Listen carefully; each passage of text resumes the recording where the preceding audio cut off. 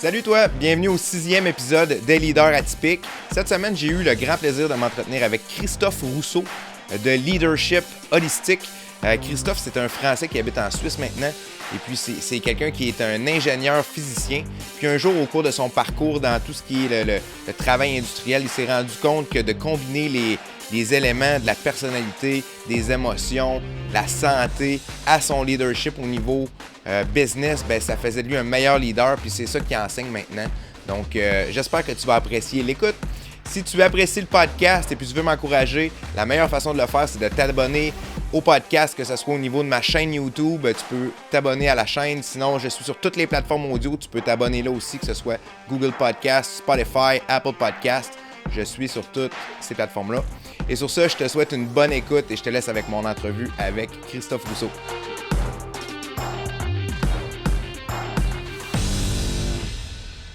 Bonjour tout le monde, à nos auditeurs. Je suis avec Christophe Rousseau aujourd'hui du podcast Leadership Holistique. Lui aussi, il est propriétaire de l'entreprise Académie du Leadership et aussi le site web Le Lean Manufacturing. Comment ça va, Christophe? Ça va très bien, merci Yannick. Good. Ben, hey, je suis vraiment content de t'avoir sur le podcast. C'est toujours un petit peu bizarre de commencer l'entrevue parce que ça fait à peu près 10 minutes qu'on se parle avant Ouais. d'appuyer sur le bouton enregistrer.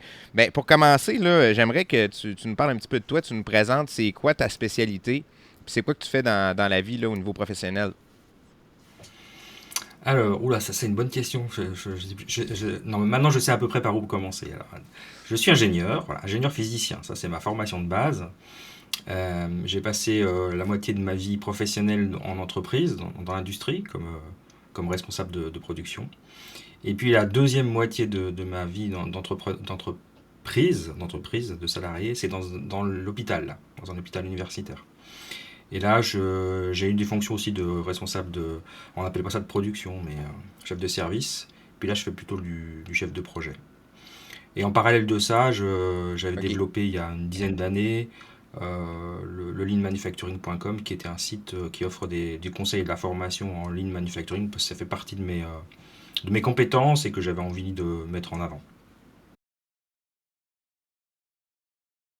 Ce que je comprends, c'est que c'est tout ce qui touche au management, finalement, c'est l'organisation, c'est comment optimiser, finalement, réduire les pertes de temps et tout ça. Donc, c'est un petit peu dans un flux de production. Oui, alors ça part de mon expérience dans l'industrie, où moi je travaillais comme chef de production, à réduire ce qu'on appelle les gaspillages, hein, les fameux MUDA. Et en parallèle, alors c'est pas que ça, hein, le lean, hein, c'est travailler sur les gaspillages et puis c'est travailler aussi sur un management responsabilisant, épanouissant, enfin voilà, où on tient compte de l'employé aussi, qui n'est pas juste une ressource, mais un bien, enfin un moyen important en termes de développement. Donc c'est vraiment ces deux axes-là sur lesquels et puis je me suis plus orienté maintenant sur la partie managériale et leadership, parce que c'est comme ça que j'ai développé mon leadership holistique. En fait, c'est un, c'est une base de lean. Dans la partie, j'ai récupéré la partie Kaizen, qui est l'amélioration continue, par exemple. Donc, beaucoup de concepts japonais, en fait, qu'on a importés en Occident. Et donc voilà, c'est comme ça que je fais le lien, moi. Puis en gros, c'est quoi exactement le concept du leadership holistique? Parce que je vois que ça prend une grosse place dans ta spécialité, là. C'est quoi en gros le concept? Alors l'idée, c'est que je suis parti alors de mon expérience de manager, hein, tout bêtement, où quand j'ai commencé à travailler, on me demandait de, de manager des gens en étant le plus euh, régulier, rigoureux, en bon ingénieur. Voilà, tout doit être carré. Et en oubliant complètement qu'on est un être humain avec des sentiments, avec des jours sans, des jours avec, etc. Et qu'on est entouré d'humains en plus.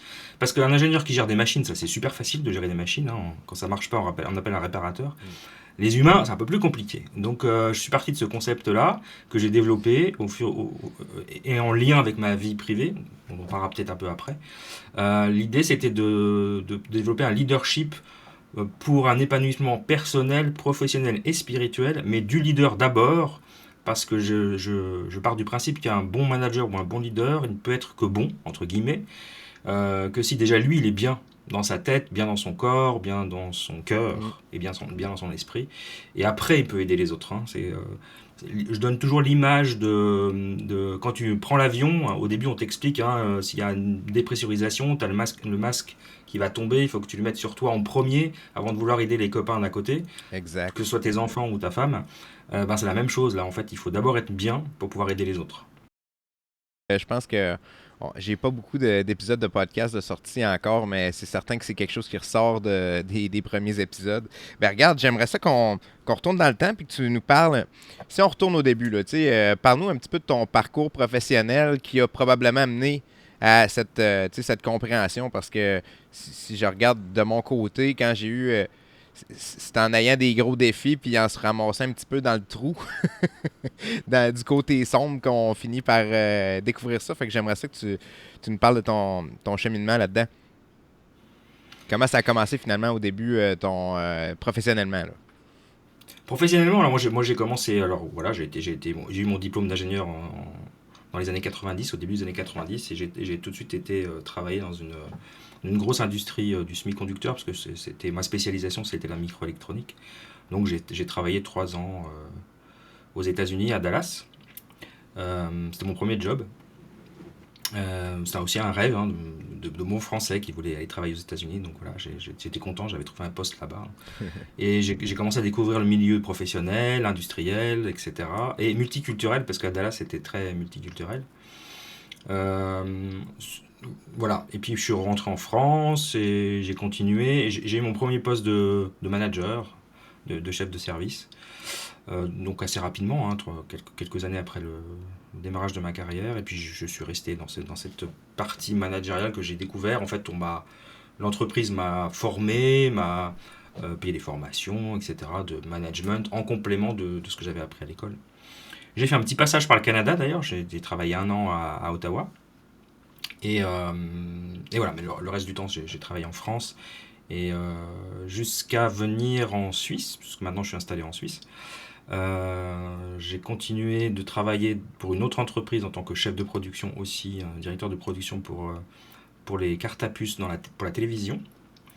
Et là, j'ai eu mon premier gros. Alors, donc ça, c'était dans les années. Là, j'ai fait vite, dans les années 2000, je sais pas, 6 ou 7, je sais plus exactement.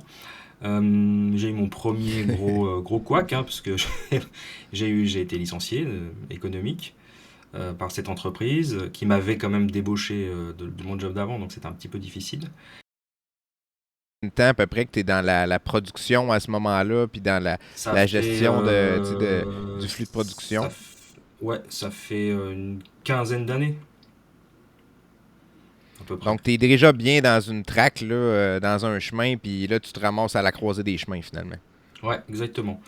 Pour des raisons qui sont pas du tout de ma volonté. Enfin, moi, j'avais bien au contraire. En fait, c'est même pire. En fait, c'est que j'étais arrivé dans cette entreprise 5 ans auparavant. J'avais mis en place tous les outils que j'avais appris sur le lean, le management, etc. Donc, j'avais tellement optimisé mon département qui était super efficace et que le directeur, qui n'y comprenait rien à ce que je faisais probablement, en plein milieu d'une crise économique, a décidé que je lui coûtais trop cher et que de toute façon, comme ça marchait bien, il y avait plus besoin de moi. Donc voilà, il m'a viré.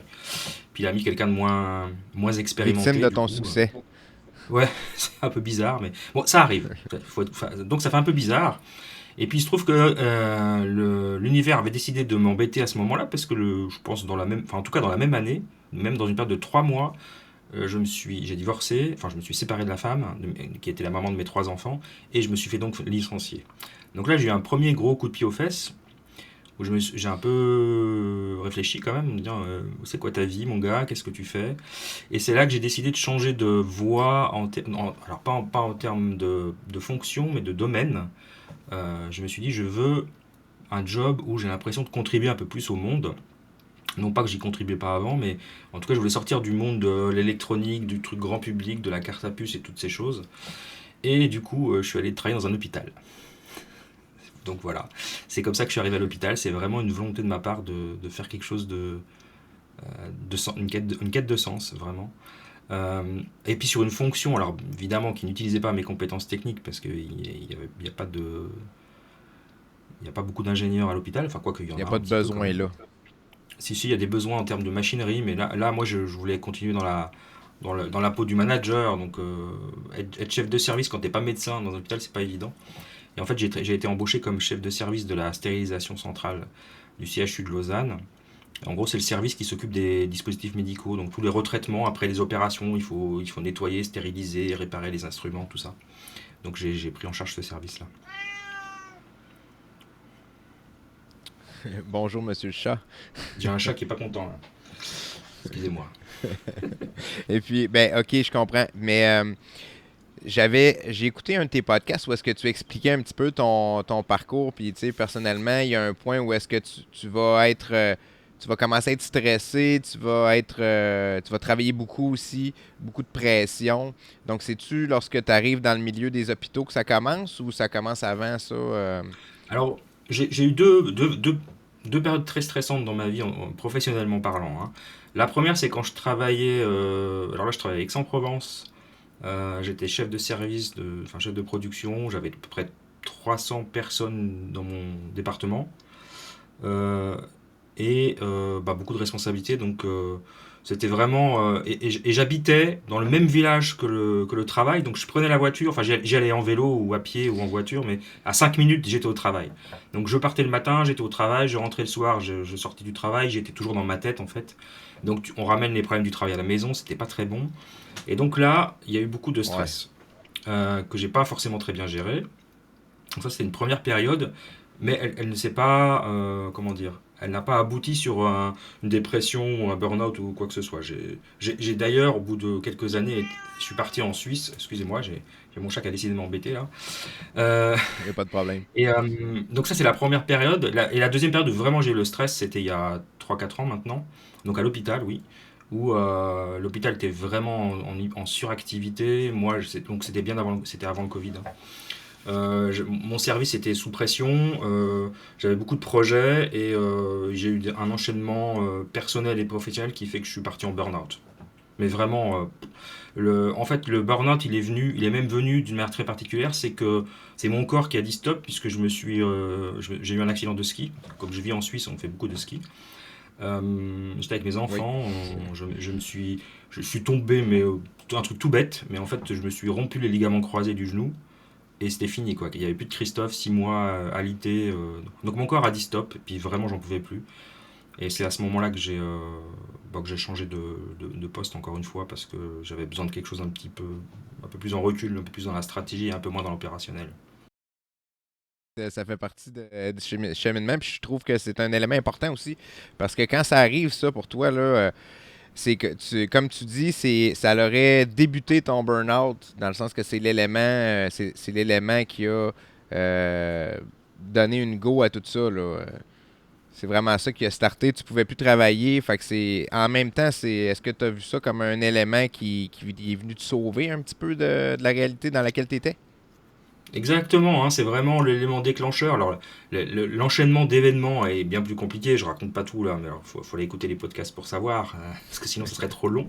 Mais quand on arrive à ce point-là où le corps lâche, le cerveau ne suit plus non plus, c'est là qu'on se dit, bon, maintenant il faut que je réfléchisse à ce que je veux faire de ma vie professionnelle, parce que ça impacte ma vie personnelle. Euh, et puis évidemment, pour moi, ma vie professionnelle était aussi un élément important. Donc oui, c'est ça qui a... Alors après, ça a été long quand même, hein, il faut s'en remettre. Je vais ressortir d'un burn-out, d'une dépression. euh, Sachant qu'au travail, c'était pas évident parce qu'il fallait retrouver... Alors j'ai la chance de travailler pour l'État de Vaud, donc un des cantons suisses.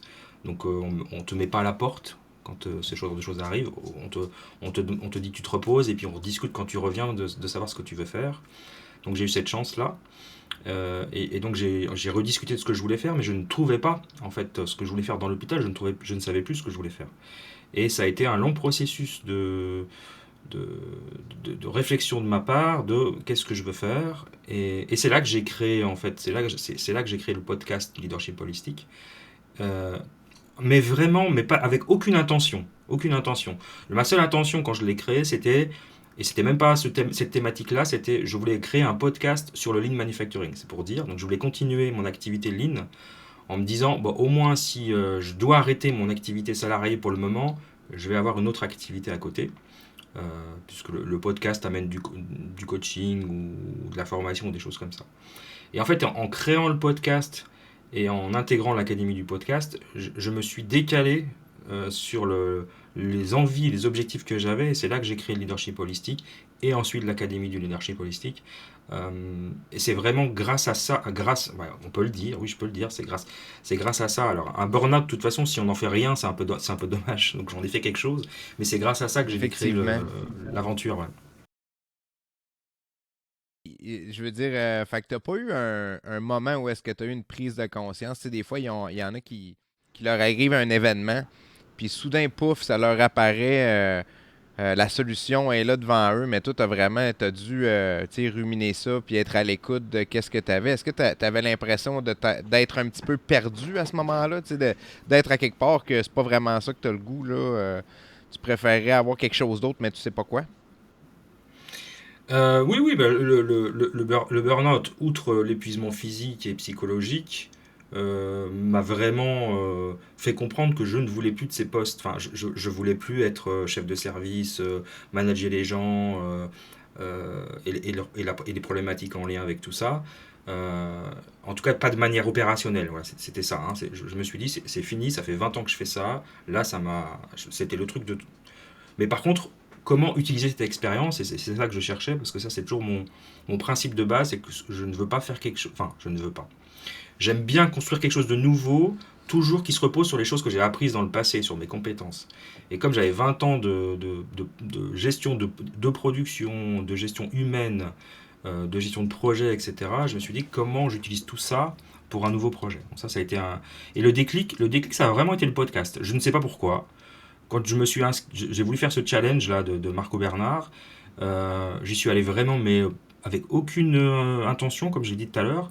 Et même le terme leadership holistique est né pendant ce moment-là, et je ne savais même pas ce que j'allais en faire. Ça m'est juste venu comme ça. Je me suis dit, allez, on y va, ça me plaît bien, c'est un bon titre. Ce qui nous explique qu'il faut trouver un bon titre. Alors j'ai trouvé un bon titre, puis on va réfléchir après ce que ça veut dire. Et après, j'ai construit autour de ça.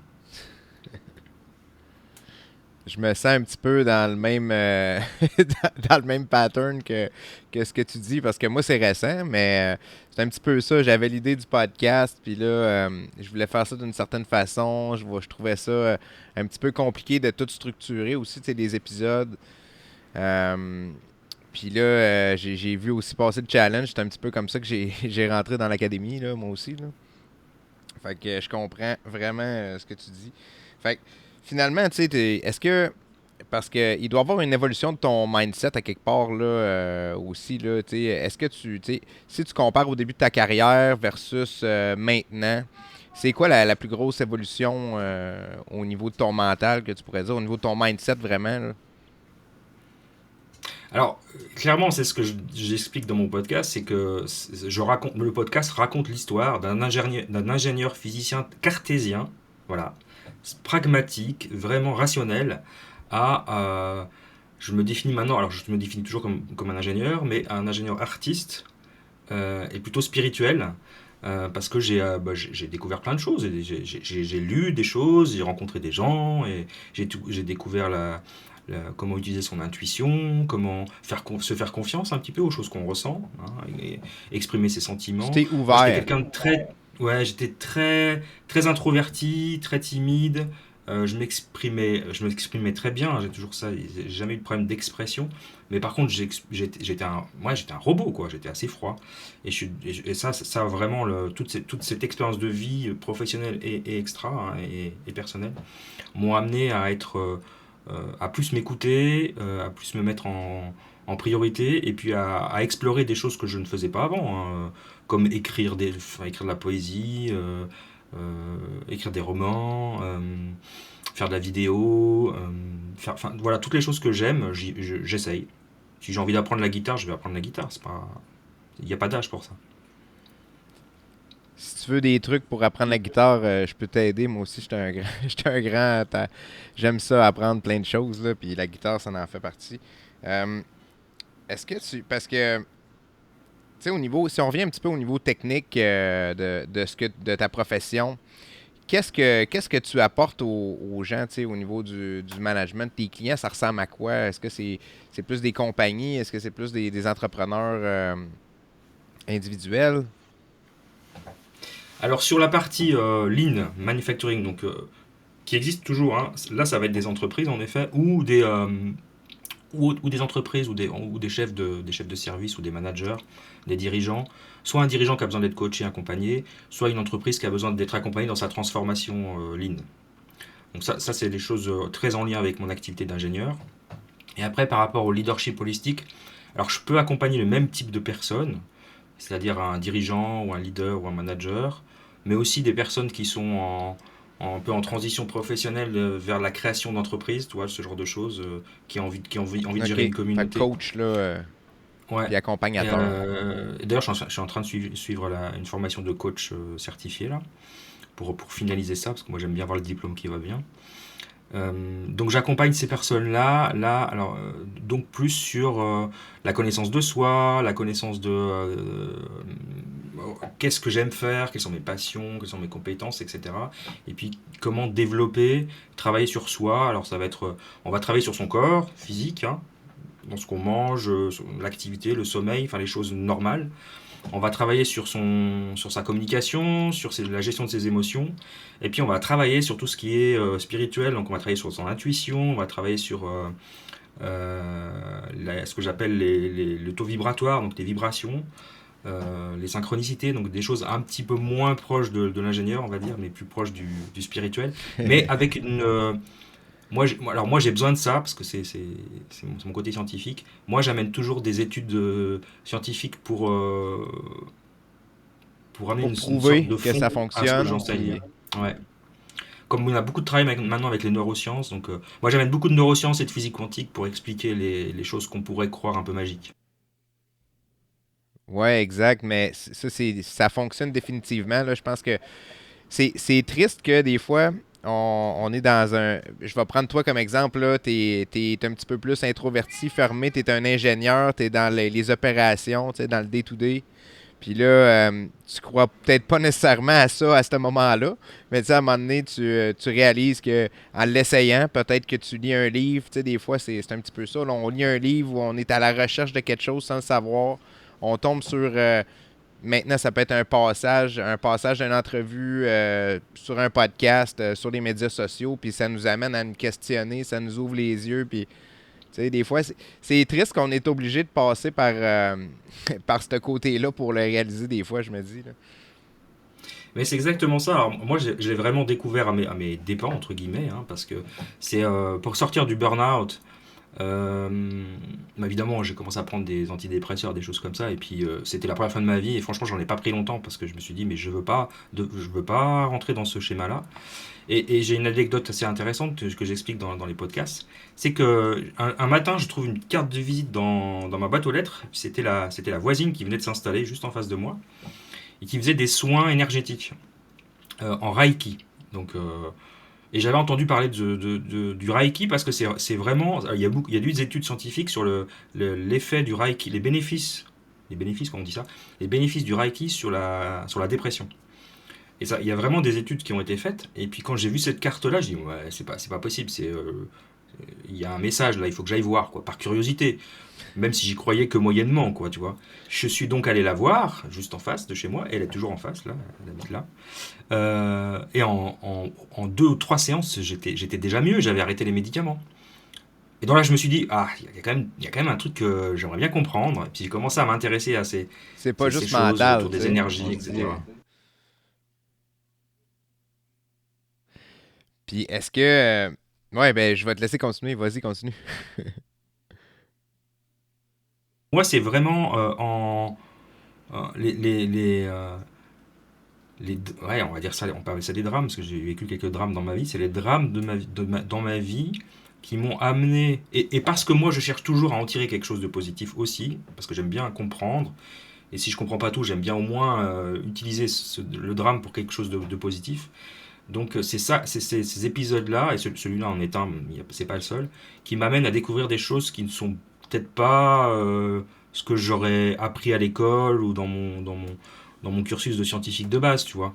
Donc, mais à côté de ça, maintenant, je trouve qu'on vit une époque formidable parce qu'il y a tellement de recherches dans tous les sens sur ces phénomènes, sur les énergies, les taux vibratoires et toutes ces choses-là, sur l'intuition aussi avec les neurosciences. Je trouve ça tellement génial que du coup, moi, ça me rassure un petit peu. Je pense que j'ai besoin de ça. Je dois être un peu rassuré sur le fait que c'est pas du. Je suis pas en train de raconter du voodoo, quoi. Je suis pas en train de raconter des C'est trucs pas de la ésotériques. bullshit. C'est pas de la bullshit. C'est des trucs déjà que j'ai vécu, que j'ai ressenti. Alors, ils ont marché avec moi. Ça veut pas dire que ça marche avec tout le monde. Mais comme ça marche avec moi, et qu'en plus, il y a des études scientifiques qui démontrent que ça fonctionne, moi, ça me va bien de pouvoir le, le, le transmettre après aux personnes qui connaissent pas, quoi. Mm. Puis il y a tellement de développement là-dedans, comme tu dis, c'est fou, là. Je sais pas si tu étais au courant. Moi, j'ai deux enfants qui ont un trouble du spectre de l'autisme. Donc, ils sont autistes, là. Puis beaucoup d'accompagnement avec eux autres. Il y a tellement il y a tellement du développement qui s'est passé là-dedans. Des fois, il y a des gens dans notre entourage qui disent ouais, mais tu sais, dans le temps, ça n'existait pas. Mais c'est pas parce que ça n'existait pas, c'est juste parce que la personne qui était autiste ou qui avait quelque chose d'autre un petit peu plus atypique, c'était le bizarre ou le weirdo du village, là. Ouais, Fait c'est que, ça. tu sais, C'est il y a idiot. beaucoup, beaucoup, beaucoup d'affaires. Puis avec le cheminement que j'ai fait avec eux, ça m'a ouvert les yeux, moi aussi, beaucoup là-dessus, là, sur, tu sais, juste s'ouvrir, être un petit peu plus dans le moment présent. C'est toutes des affaires, que c'est des concepts qui se passent là-dedans, puis que tu peux pas observer, tu peux l'observer un petit peu avec les scans, mais tu sais, il y a une limite. Donc, la seule façon que tu peux le voir, c'est un petit peu comme tu dis, avec des études, avec des résultats. Tu sais, c'est juste le résultat que tu peux dire qui confirme la chose et non le procédé, tu sais. Fait que c'est un petit peu ça. On n'est pas tout à fait rendu là au niveau de la science, mais il y a tellement de Non, développement non, là-dedans, là. C'est fou, là. il y a encore plein de choses à apprendre, hein, mais au moins, en tout cas, on progresse. Et puis c'est vrai que quand tu commences à t'intéresser à tout ça, entre les livres et puis les expériences et les C'est comme personnes, une les praticiens, illumination. ouais, on a envie d'en savoir plus en fait. On a envie d'apprendre, voire même de pratiquer, hein. Je trouve vraiment, enfin c'est passionnant. Et je trouve c'est bien mais il faut pas faire que ça non plus. Je trouve c'est bien de mélanger. Donc c'est pour ça que j'ai une approche holistique. C'est de dire, écoute, physiquement tu as un corps, ça c'est sûr. Après tu sais que t'as des sentiments, tu as des émotions, donc ça il faut apprendre à le gérer. Après tu sais que tu as un cerveau et tu as un mental, il faut le maîtriser. Puis après il y a autre chose que tu ne maîtrises pas toujours très bien. On sait pas trop ce que c'est. Mais ça peut t'aider à prendre des décisions, ça peut t'aider à résoudre des problèmes dans ta vie. Euh, Moi, ce que j'explique Ce que tu appellerais souvent, hein, l'intuition, là. ouais, l'intuition, la capacité à résoudre des problèmes alors moi, par mon truc favori, c'est-à-dire la marche en forêt. C'est-à-dire, j'ai un problème, je ne sais pas comment le résoudre. Je le clarifie dans ma tête, je pars en balade, 1 heure en forêt, je reviens, j'ai la solution à chaque fois, ça marche à tous les coups. Parce que je change d'environnement, je fais un peu le vide, je me mets dans un endroit où je me sens bien, puis d'un seul coup, paf, il y a un truc qui arrive, puis c'est la solution.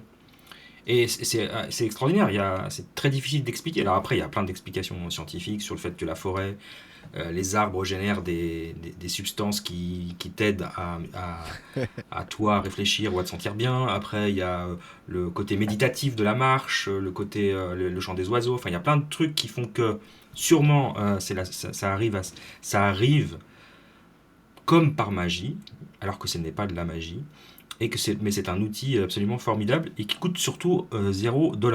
Donc ça, c'est quand même pas mal. Mm. C'est- Je sais qu'au Canada, il y a plein de belles forêts, donc il faut profiter. Ah ouais, c'est ça. Ben, écoute, faut même que tu fasses attention parce que, tu sais, moi, je suis de la ville de Québec. Donc, pas très loin, là, il y a de la grosse forêt que tu marches pas trop longtemps parce que tu vas te perdre, là. Il y a pas de l'autre côté de la forêt, ça existe pratiquement pas, là, tu sais. Mais est-ce que tu parlais oui, tu parlais du côté physique, OK?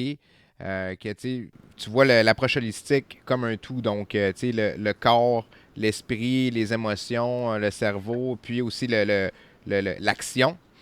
Est-ce que, à quel point que tu mets la partie physique de l'avant de ton côté? Est-ce que tu as besoin vraiment, comme tu me parles de marche, ça c'est super, mais est-ce que tu as de l'entraînement ou est-ce que, tu sais, quelle partie que ça occupe pour toi, là, ça, dans ta vie, dans ton day-to-day? Euh, Alors, il y a vraiment deux. Alors, moi, je mets trois aspects hein, dans la partie physique. Je mets notre carburant, donc notre nourriture, ce qu'on mange, qui est vraiment le. Puis ça, on le sait maintenant scientifiquement, c'est démontré. Hein, si on mange bien, on est en bonne santé. Si on mange mal, on est en mauvaise santé. Alors après, ça n'empêche pas de choper des maladies, hein, mais on renforce bien son système immunitaire si on mange Ça correctement. donne une Donc le fait chance. et bien manger, c'est très vague, hein, c'est très compliqué, c'est pas juste. Mais en tout cas, c'est une des choses que j'aime bien partager. Pratiquer le jeûne, par exemple. Moi, je pratique le jeûne intermittent, le jeûne long. Ça permet de faire un peu des resets de tes cellules. Donc il y a cette Je partie-là l'ai fait qui est un peu importante. quelques fois, puis effectivement, ça aide beaucoup. Là. Tu sens que tu sais, si tu manges tes 3 repas par jour toujours, ben, tu sens à un moment donné que tu peux peut-être avoir des ballonnements, puis je trouve que le jeûne permet vraiment de libérer ça. Vraiment, même que ce soit un jeûne intermittent, là, comme tu dis, je sais pas si c'est tu sais, un 16 heures de jeûne dans une fenêtre de 8 heures Oui, que un tu 16 manges, heures mais ou un moi je l'ai 20 fait heures, un bout, puis voilà. ça m'avait aidé beaucoup. Puis tu sais, ce qui fait que là je le fais moins, c'est que je fais plus d'entraînement physique musculaire. Puis à un moment donné, ça prend. Faut qu'on mange. Oui, alors il faut Là. gérer. Sinon, on Il est faut gérer raqué les pendant une efforts. semaine. Là. Ouais, ouais. Et en effet. Donc il y a cette partie-là, donc la partie nutritive, nutritionnelle, qui est importante. La partie physique, activité physique, donc de se bouger. Et puis là, il y a plein de choses à faire. On peut faire. L'idée, c'est toujours basé sur la méthode des petits pas. C'est-à-dire, bah, écoute, moi, si j'ai envie de me donner comme challenge de faire un triathlon, euh, par quoi je commence? Bah, ça commence toujours par le premier kilomètre. Si tu fais pas le premier kilomètre, tu feras jamais ton marathon, tu feras jamais ton vélo, tu feras jamais ta natation. Donc c'est le premier kilomètre. Alors à la nage, c'est les premiers 100 mètres, on va dire.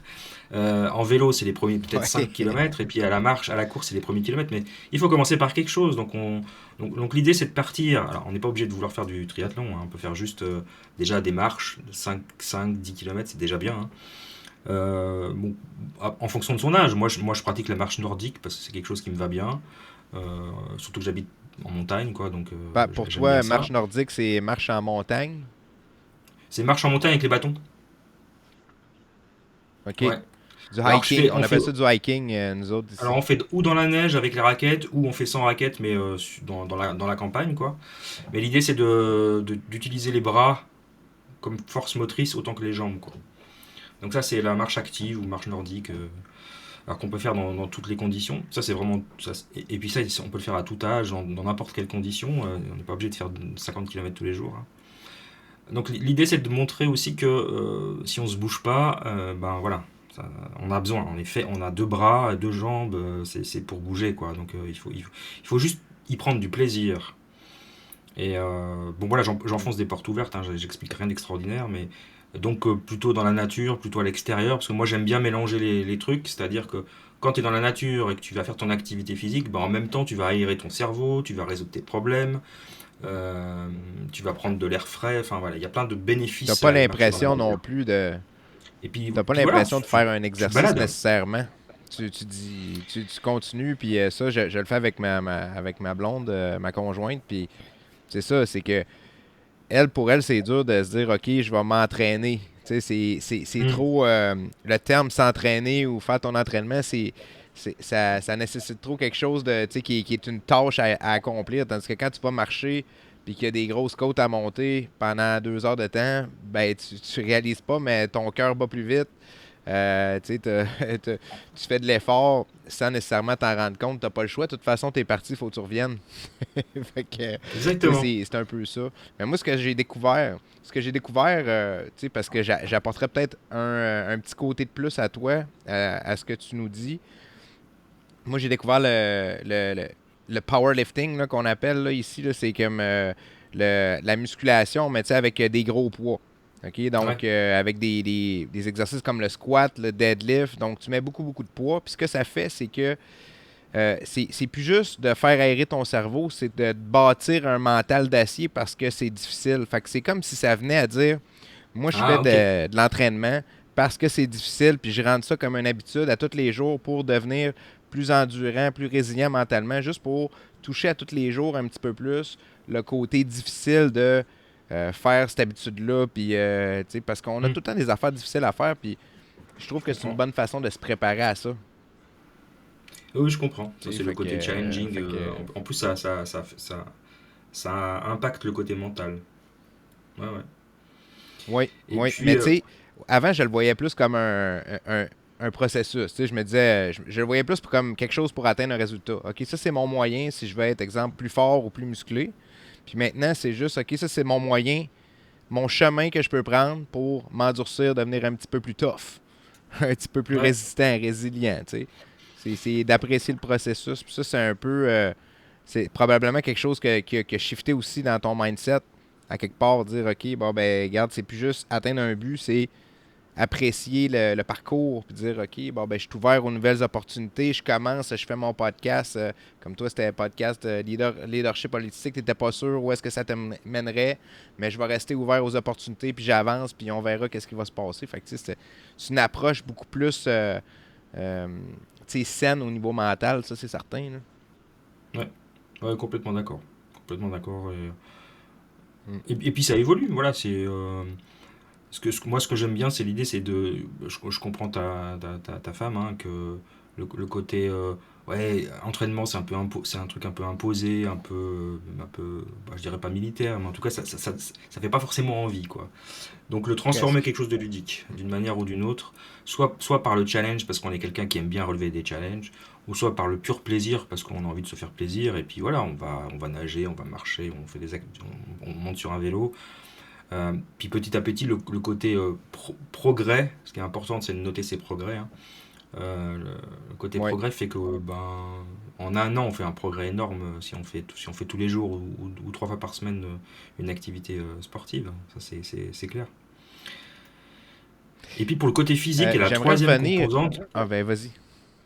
excuse-moi, je te coupe juste, c'est Non, juste pas très vas-y. long. Juste la troisième Continue. composante qui est importante parce qu'on n'en parle jamais, c'est le repos. Parce que c'est bien de faire du sport, mais surtout, faut aussi se prendre des temps de repos. Et donc, c'est en particulier pour les gens que je coach, donc, qui sont des managers ou des gens qui ont du stress, c'est de dormir suffisamment longtemps, déjà dans la nuit, parce qu'il y en a qui dorment pas beaucoup, et puis de s'accorder des temps de repos, et des temps de repos dans la journée, mais aussi des temps de repos dans l'année, hein, de partir un week-end seul, juste pour recharger les batteries, et puis pour vider le cerveau. Voilà, donc la gestion des temps de repos aussi est super importante. Ah, c'était le petit truc que je voulais ajouter. Oui, puis je pense que on n'a pas le choix, là. Faut que tu dormes. Moi, j'ai compris ça, là. En bas de 7-8 heures de sommeil, là, ça marche pas, là. Écoute, c'est quelque chose que tu peux pas faire un compromis. Moi, j'ai compris ça, là. Ça a Hmm. été long. Ah ouais, c'est Puis je te clair. dirais que mes enfants sont une grosse raison là-dedans parce que mon plus jeune, avant que je le sache, là, tu sais, ça a été tellement difficile les premières années, là, tu sais, il dormait pas. Fait que manquer de Ah sommeil ouais. sur le long terme, là, c'est épouvantable. C'est épouvantable. Tu marches comme un robot. Comme tu disais, là, tu sais, tu marches, c'est machinal, tu avances chaque journée. C'est comme si tu n'existais plus aussi. Là, tu es trop dans le jus, tu fais juste avancer, puis tu dors pas assez, puis ça devient complètement aliénant. Mais tu sais, justement, ça, le fait de pas faire de compromis là-dessus, ben c'est ça, tu es toujours sharp, tu as toujours ton mindset, tu es beaucoup plus de bonne humeur aussi, donc ça aide Ouais. beaucoup pour tout le reste, Ah là. ouais, complètement.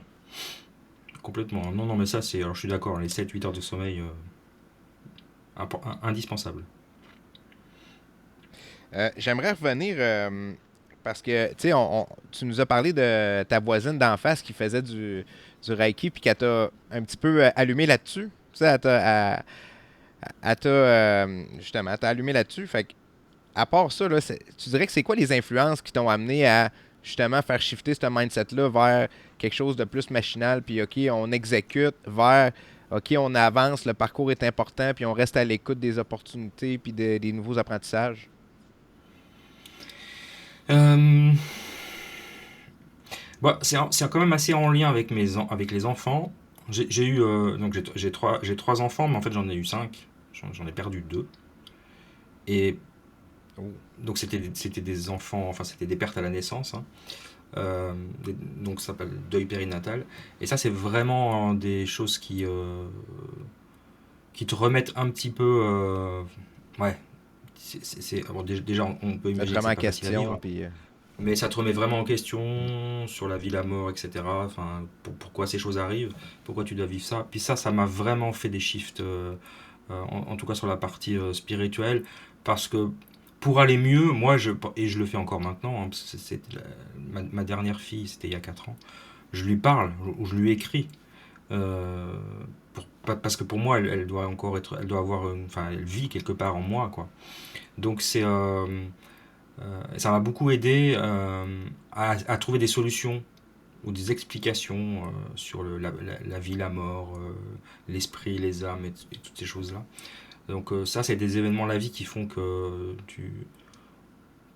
je connais pas grand monde qui n'a pas un éveil spirituel après un événement de ce type-là. C'est en général assez, ça déclenche. Après, j'ose imaginer qu'on peut ne pas devoir vivre ce genre de drame pour avoir des éveils, mais en tout cas, moi, c'est passé par ça. Ça, c'était vraiment le gros élément. Je dis il y en a eu deux parce que le premier, c'était il y a 20 ans, il y a plus de 20 ans maintenant.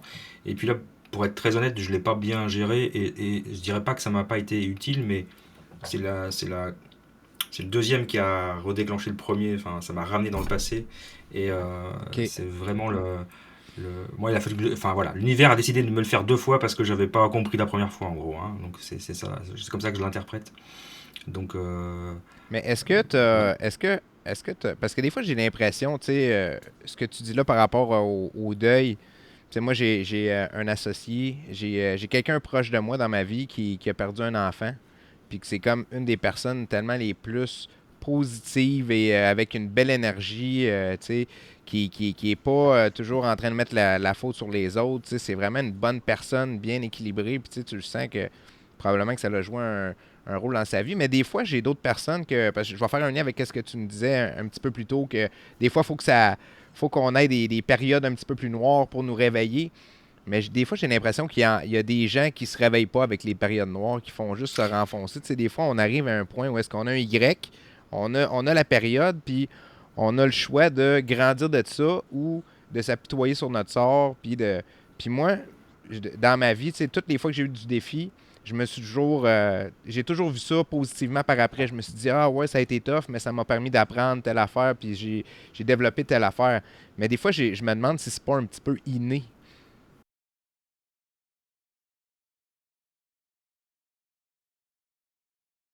Si.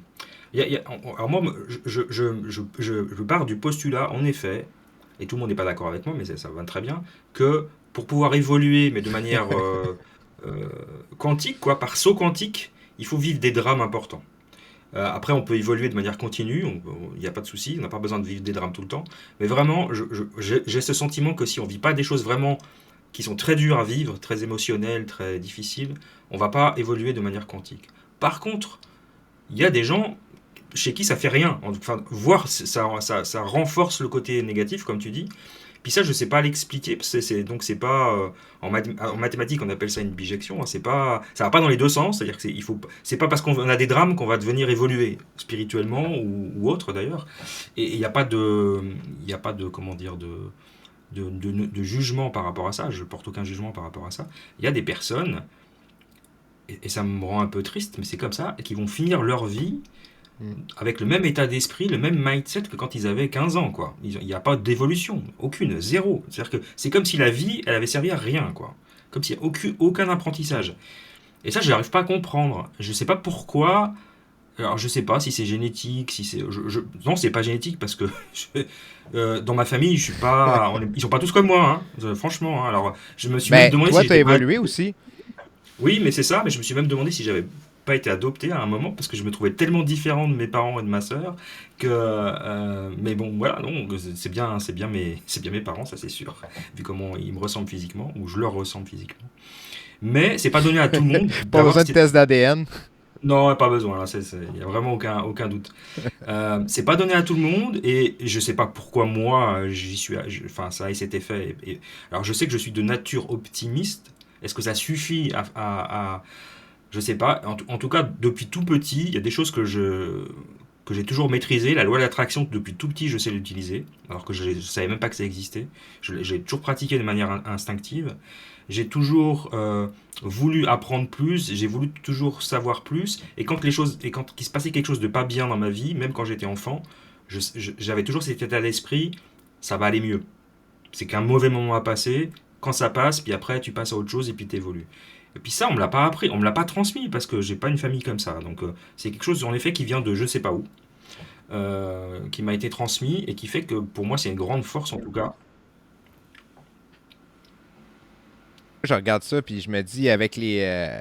Tu sais, c'est parce que des fois, j'essaie d'apprendre cette attitude-là à mes enfants.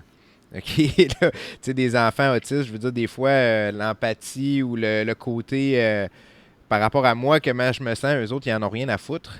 OK? Fait que, tu sais, des fois, j'essaie de leur dire telle affaire est arrivée, mais c'est pas grave. Puis, tu sais, on fait telle erreur, mais l'important, c'est d'apprendre de ça, puis de pas le refaire ou d'essayer d'améliorer ça. Tu sais, j'en ai un des deux qui réagit pas. Tu sais, lui, il va refaire 7-8 fois la même erreur, là, puis il dit, ouais, mais là, Mm. c'est pas de ma faute, c'est à cause de telle affaire. Ouais, mais je me suis fâché parce que telle personne a dit telle affaire. Puis là, j'essaie d'y faire comprendre ça. Fait que c'est ça un petit peu mon. C'est une inquiétude, c'est un constat. C'est pas juste avec mon fils, là, c'est avec plein de gens. Mais tu sais, des fois, je me demande à quel point que tu peux le transmettre. Peut-être des fois aussi, t'es pas la bonne personne pour transmettre cette affaire-là. Tu sais, Ouais. Alors je ou pense peut-être qu'avec qu'il faut les que tu sois enfants, dans on le n'est pas la trouble bonne avant personne. pour être capable de. Ouais. Ouais, c'est ça. Alors ouais, moi je suis un très mauvais coach pour mes enfants, hein. J'ai laissé tomber. Alors, après je me dis que c'est chacun son karma, il apprendra à sa façon et à sa vitesse. La seule chose qu'on peut faire nous, c'est à la limite, c'est par l'exemple. En fait, c'est par les actions. Parce que ça, les enfants, ils regardent ce que font les parents, comment ils réagissent, comment ils parlent, ce qu'ils disent. Donc je pense que même s'ils intègrent pas ça tout de suite, ça fait partie quand même de leur. Il y a des choses qu'on a intégrées de nos parents et de notre famille en général. Donc je pense que par les actes, on est peut-être plus percutant que par la parole. Mais c'est vrai que coacher les enfants, c'est chaud, hein. J'avoue, moi j'y suis pas arrivé Des en tout fois, cas. ça disparaît à l'adolescence. On Alors dirait que, ça, tout tu sais, disparaît à l'adolescence. des fois, ils te donnent des. Des fois, tu penses que tu es sur la bonne track. Tu sais, les jeunes, ils te donnent des signes encourageants. Puis là, ça arrive à 12 ans. Là, puis là, c'est terminé. Là, tout ton enseignement n'existe plus. Puis en espérant que, à quelque part, c'est là, au fond d'eux-mêmes, puis que ça revient quand ils arrivent à 17-18 ans. Là. Ouais, c'est pas C'est perdu. mon espoir. Là. Mon plus vieux, il est rentré au secondaire ici. Là. C'est comme. Il va avoir 13 ans. Fait que là, moi, j'ai plus grand-chose que je dis qui vaut la peine d'être écouté, là, présentement. Ouais, ouais, mais bon, t'es pas le seul, ça. Mais c'est pas perdu, mais c'est vrai qu'il y a une période d'adolescence, c'est pas tout à fait la même entre garçons et filles, mais où ça sert à rien, de toute façon. Et puis ça revient après. Moi, ils ont passé, moi, hein, toi, ils ont 18, 19, 21, là. Maintenant, je me rends compte, avec celui qui a 21, que finalement, il y a des choses qui ont été entendues, mais il y a eu une période de plusieurs années, hein, assez longue, où il y avait rien à faire, quoi. Ce que je pouvais dire Je ne pense qu'il y a servait des à rien. tests qu'ils font, puis ils se rendent compte, ils se disent, ils savent ce qu'on leur a dit, puis là, Oui, ils testent le contraire, parce qu'ils se disent d'un coup que ça vaut pas grand-chose, puis là, finalement, ils se rendent compte que, ouais, finalement, c'est peut-être pas pire, mais c'est tout de l'apprentissage inconscient, je pense. oui, puis on a besoin de pratiquer, c'est comme toute personne, il faut pratiquer. C'est pas parce que papa et maman donnent des conseils qu'on va pas faire le contraire, parce qu'on veut juste expérimenter en fait. Ils ont besoin de cette expérience-là, et souvent, mauvaise expérience d'ailleurs, hein. Il y en a pour certains, ça leur réussit pas bien, mais je pense qu'on peut pas y faire grand-chose, hélas. C'est l'apprentissage de la vie. Mm, Mais comme parent, ça peut être frustrant, ouais. exact. Ben, on peut pas tout contrôler, puis ça, c'est un autre élément du mindset qu'il faut comprendre. Si des fois on essaye de provoquer quelque chose, un certain résultat, puis ça arrive pas, mais je pense que c'est. Ou ça arrive pas tout de suite. Tu sais, gars, ça en est un bon exemple parce que tu dis, OK, je veux montrer ça à mon fils, mais là, pour l'instant, il le fait pas, mais il faut quand même continuer puis faire confiance au processus qui donne plus de chances d'arriver à un résultat quelconque. Mais faut vraiment concentrer sur le processus, pas nécessairement sur le résultat final. Là. Je pense que c'est pas mal ça. Christophe, j'aimerais ça que, parce qu'on achève l'entrevue, là, puis je sais que tu as une grosse journée, est-ce qu'il y a un conseil que tu donnerais justement aux gens là, qui ont un petit peu le même cheminement que toi ou aux gens qui veulent améliorer leur vie, là, qu'est-ce que tu leur dirais, là? Alors, moi, je leur dirais d'être ouvert et puis d'aller chercher, et maintenant c'est facile parce qu'ils commencent à en avoir beaucoup, d'aller chercher des informations là où elles existent et d'écouter des podcasts, par exemple comme le tien, ou comme le mien, ou comme celui de plein d'autres personnes très talentueuses, parce que je pense vraiment que le partage qu'on offre dans nos podcasts, comment dire, ça n'a pas de prix, quoi. C'est fait avec sincérité, et puis et donc si les personnes s'identifient avec toi ou avec quelqu'un d'autre, ben c'est tant mieux. Et puis du coup on fait un bout de chemin ensemble, et c'est pas forcément des années, hein, ça peut être quelques mois, mais ça peut être des années. Moi je suis très à l'aise avec ça. Mais voilà, il faut vraiment rester ouvert et puis aller profiter de ce que nous offre maintenant la technologie et profiter des podcasts, que je trouve que c'est vraiment un média extraordinaire pour partager et progresser et évoluer. Puis on est tellement chanceux d'avoir accès à tellement de contenu, tu sais, puis je pense que tu as mis le doigt dessus, là.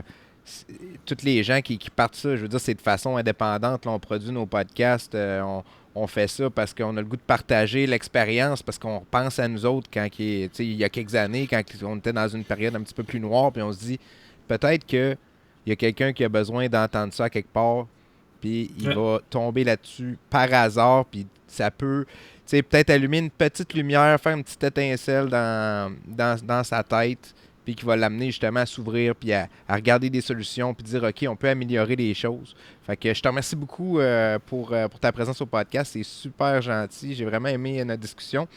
Pour finir, est-ce que tu peux nous dire, des gens là, qui veulent te rejoindre ou qui veulent aller consommer ton podcast, où est-ce qu'on peut te rejoindre? Alors vous allez sur mon site, le leader... je bégaye, je recommence. Vous allez sur le site leadershipholistic.com, tout attaché, leadershipholistic.com, et là vous y trouverez tout, le podcast, les formations, les webinaires, parce que j'ai aussi des webinaires que je fais régulièrement. Donc voilà.